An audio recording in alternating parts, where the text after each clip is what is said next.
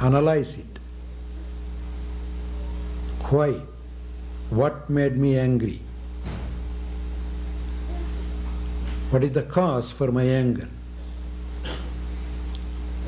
And what would be the outcome if I had let it out? Had I ever created more friends by my anger?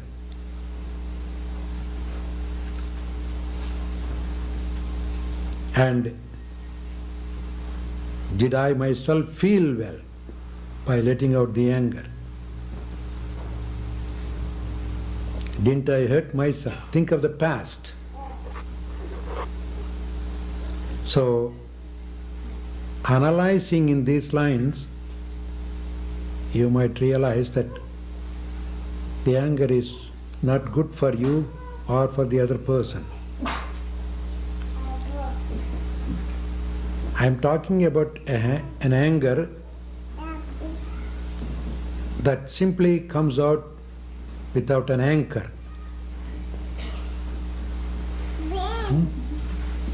Let loose. But if you have good control over your anger, you are not affected by your anger, you can use the anger. That is well anchored anger. So anger by itself is not bad. If that is so, the nature or God, whatever way you want to put it, would not have created that aspect in our life. Even animals show anger. If you unnecessarily tease an animal, you say,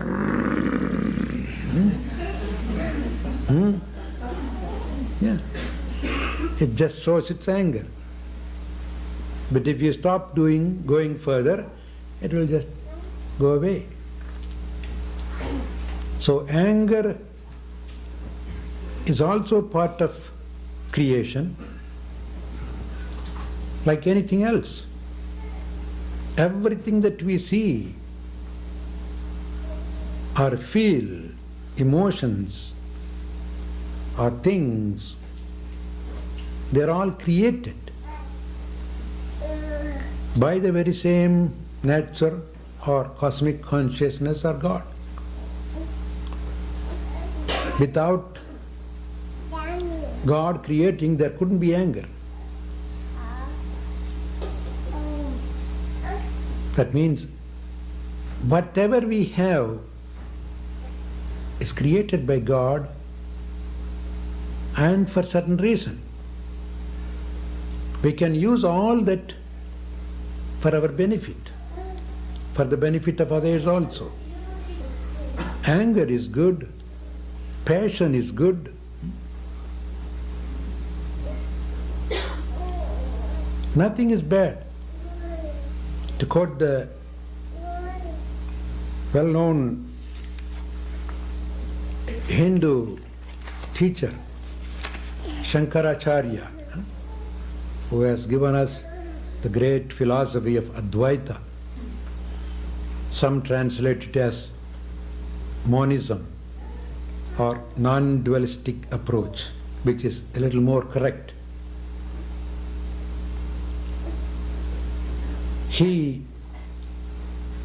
When he praises God,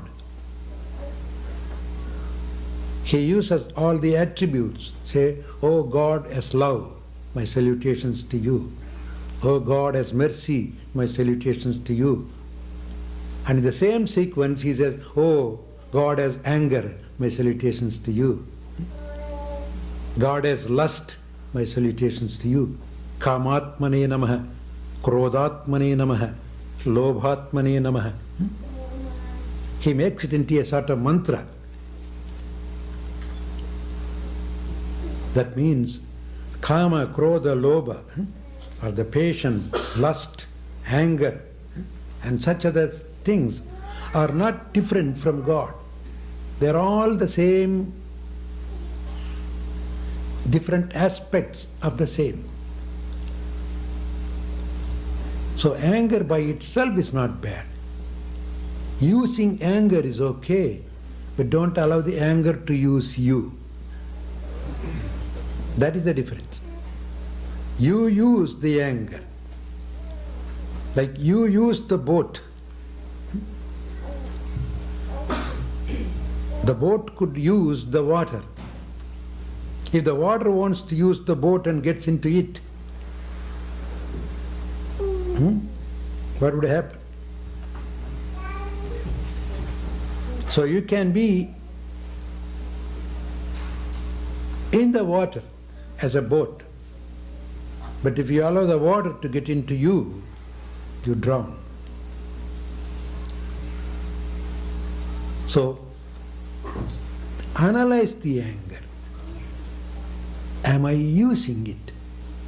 Or am I being used by the anger? Who is the master of the situation?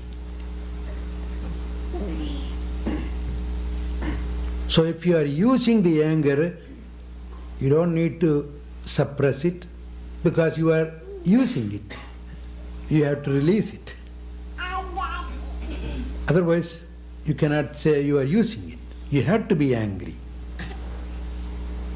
But if the anger is using you, then you are being affected by it. And by letting it out or letting the anger use you, you get into troubles. Or by suppressing, you get into trouble again. So it is in that situation you sit back and analyze it. Not only the anger, analyze all your emotions. Why am I in this situation? Why am I upset? What is the cause? But immediately, as I said in the very beginning, don't try to put the blame on somebody. That fellow, if he hadn't done that, I wouldn't be angry like this. Maybe he did it, but he didn't ask you to be angry.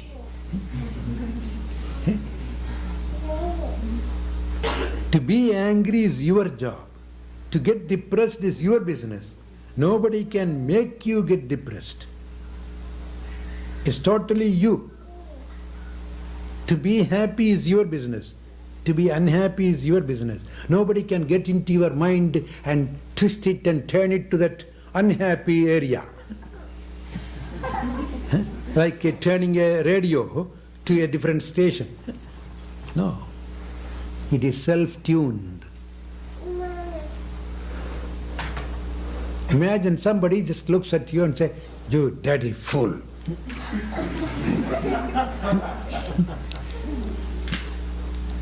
And you get immediately upset. What did he do? He simply used a word, a sort of sound formula. It's not really sound formula.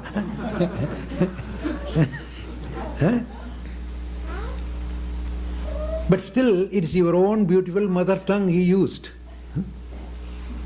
Is it worse than a donkey making some noise on the road? Or a wild dog barking at you? No, that's not your mother tongue anyway. He simply used some words whom you know. But you know, you understood it. And you allowed it to descend in your system and allowed it to work on you and to kindle up some of the egoistic areas, and then you became furious. The very fact that you became furious when he called you a fool shows that you are that.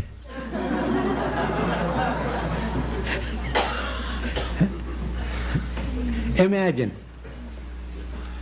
suppose, say here is Gopal, and there is Shankar. Now I just look at Gopal and say, "Hey, Shankar." The Gopal would just blink. Maybe he's just calling Shankar. I'm not Shankar. This is not so. I may be simply looking at him. I'm not pointing at him. I say, "Shankar." He will, "Are you calling somebody?" Because it is not his name. So he will not even respond to that. But when I look at him and say Shankar, he immediately responds to that. Because that is his name. Huh? Huh? So if I just say fool,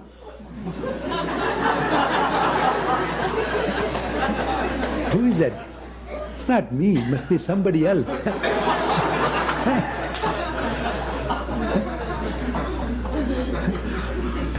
If it doesn't fit your head, the cap is not for you. But the minute you get up, "Oh, how dare you tell me that?" shows that it suits you. Right? It's as simple as that. Yes. We make ourselves fools by responding to that. If that is not you, why should you worry about it?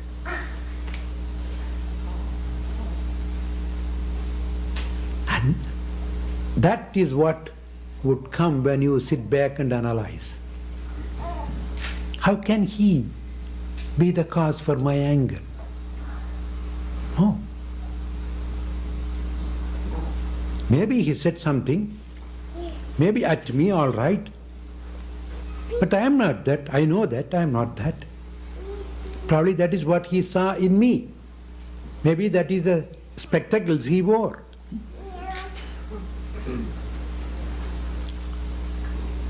Is it what you call the freedom of speech? He has the freedom to say what he wants. Constitutionally, he is right. He said what he felt. If you don't feel yourself about you that way, why do you worry about it? Maybe he made a mistake. That's what he says. You think of others according to your own fixations. They say for a jaundiced fellow, everything looks yellow. Exactly, that's what. So, if we are jaundiced, everybody looks yellowish. Once at midnight or late night, about 3-4 o'clock in the morning, a few people were walking on a road and they saw one man lying on the side of the road, just lying, like sleeping. Nobody knew whether he was simply lying or sleeping or what, or fainted. The first man saw, he must have just returned from the nightclub. Over-drunk. He couldn't reach the home. Poor man. Hey, you should have taken a little less. Passed a remark and walked. The second man came. Oh, poor man, must be really terribly sick, I think. He couldn't even walk home. Must be sick. Seemed to be sleeping, so let me not disturb him. He walked away. The third man came, said, oh, must have overworked and got tired. Let him sleep. He walked away. Another man came, oh, maybe that is another way of meditation.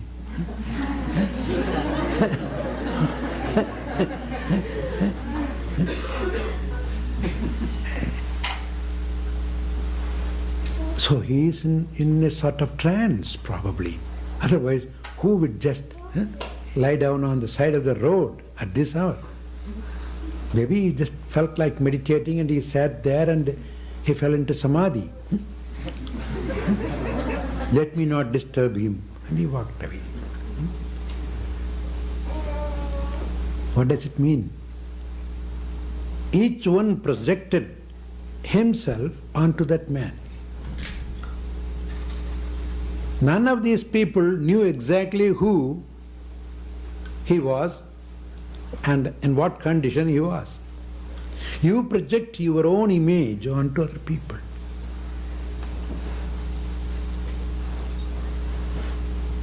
One and the same man gave room for 4 different thoughts because of the 4 different type of people. A thief will think everybody is a thief.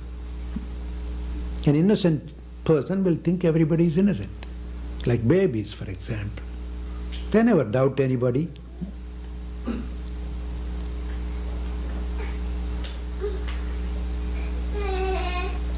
So it is our projection. So the blame should be on us. If I hadn't reacted that way, I wouldn't be into this anger now. I could have just ignored it.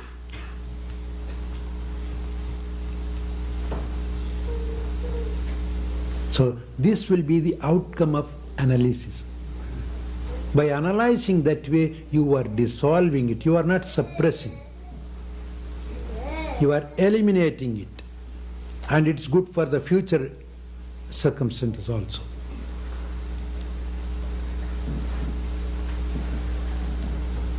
So, the yogic approach is this. It doesn't even say shout it out. No. There seems to be some therapy like that, is it not? Huh? If you feel shouting, shout it out. Maybe it's all. I don't think they recommend you to go and shout at the person. Huh? You may just go out and shout, huh? Looking at the sky, or if you feel like banging on a wall, bang it. Huh? That can take. Let it out. But still, letting it out is not going to stop him from doing further. Doing it again. Would it? No. Every time it comes out, he has to do something, break some wall or mirror or something. But he is allowing it to come again and again and again. He is not undoing, he is not repairing the cause. Am I right? The yogic approach is go to the very root and undo it. So you will be a better person next time.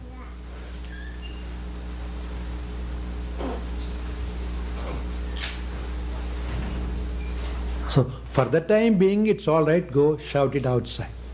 But the best way is to analyze all the emotions, not necessarily anger alone, everything, your depressions, your disappointments. Very often you have heard me saying that. Instead of blaming somebody, he is the fellow who caused me this disappointment. Go sit back and say, why should I have disappointment now? How can I say this is my disappointment? Because I said, I have an appointment. I made an appointment and the appointment got dissed. So when your own appointment gets dissed, what do you get? Your disappointment. That's what. It's as simple as that. But to whom it is simple? The one who wants to take time to analyze. To other person, it's not really simple. How can I dispose it that easily? Immediately, as if everybody else is okay. I don't say that they are all okay. Even if they make a mistake, you need not be offended by it. You need not be affected by it. Like I think somewhere today or yesterday I heard, I don't remember where I read or heard over the radio, so many new kinds of flus are coming now. What is the recent flu now? Is there something new, doctor? Legionnaires, Huh? besides Legionnaires. Some sort of new flu. Huh? People are becoming more and more susceptible to that flus.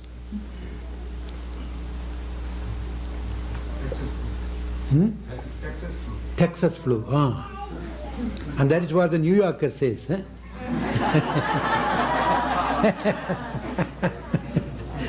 You go to Texas and ask them, they'll say California flu. You get a Yogaville flu also. That is good.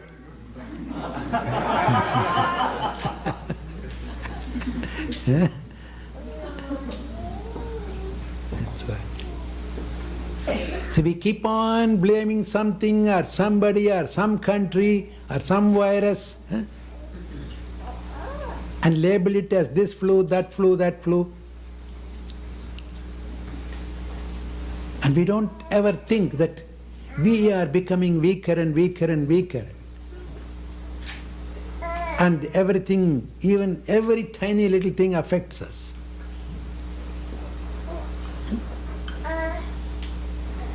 If we put ourselves in that position, actually any flu will affect. Anything and everything will become flu because they influence you.